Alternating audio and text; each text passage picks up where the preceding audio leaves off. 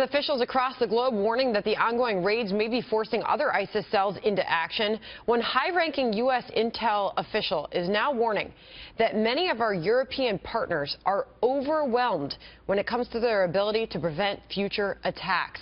Texas Republican McCaul is chairman of the House Homeland Security Committee and author of Failures of Imagination, the Deadliest Threats to Our Homeland and How to Thwart Them. Chairman, what do you make of the latest threats?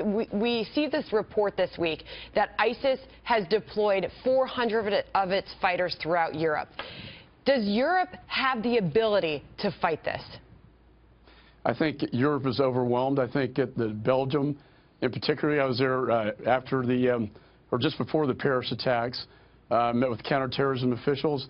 There are so many people on the radar screen that they cannot pay attention to all of them. And it's not only Belgium, but it's France, Germany, and the UK. When you talk about the number of foreign fighters, and these are foreign fighters trained in Syria as military soldiers that came back into the region, we have 40,000 that have been trained, 5,000 have come back into Europe, and hundreds into the United States. And I think that's the biggest concern with respect to Europe, though, is that they're just overwhelmed with the number of foreign fighters and plots and cells. Remember, the mastermind of the Paris attack claimed he brought in 90 people, 90 foreign fighters with him to conduct terror attacks.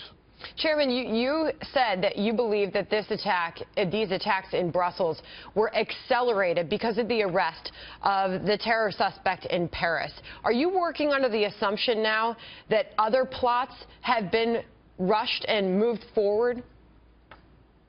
Well, I think so. I think the arrest in Paris today of an advanced terror plot was a major victory for France. However, I do think with the arrest of the 10th Paris attacker that was just 4 days before the Brussels attack, that when they saw that and there was some information he was cooperating, that accelerated them into action, and the cells became operational at that point. And I think that's why you saw it happen so quickly.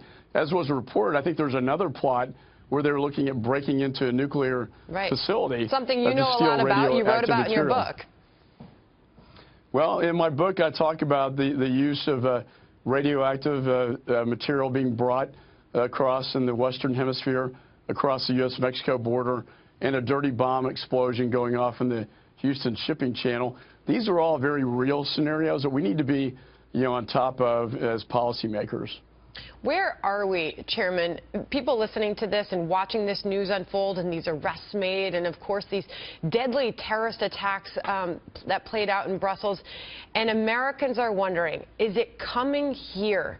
What is your best assessment at where we are in this fight and our vulnerability here on U.S. soil? Well, I think the threat is far greater in Europe than it is in the United States because of the number of foreign fighters is 5,000 as opposed to a couple of hundred. But, you don't know what you don't know. What we do know is that there are individuals, ISIS members in Syria, talking to individuals in the United States. And part of the problem, Sandra, is we can't see the communications because it's done in encryption. And if you can't see what they're saying, it's really hard to stop it. I think this is one of the greatest challenges to the Homeland and to FBI as they try to close in on these suspects in the United States. And this has been one of your big things, the encryption. We're operating in these dark spaces. You talk about this a lot. Did these terrorists work under those conditions? Well, we know that in the Paris attacks, they used an app called Telegram, which was end-to-end encryption, and we couldn't see that. People say, why didn't you see Paris coming? It's because we couldn't see the communications.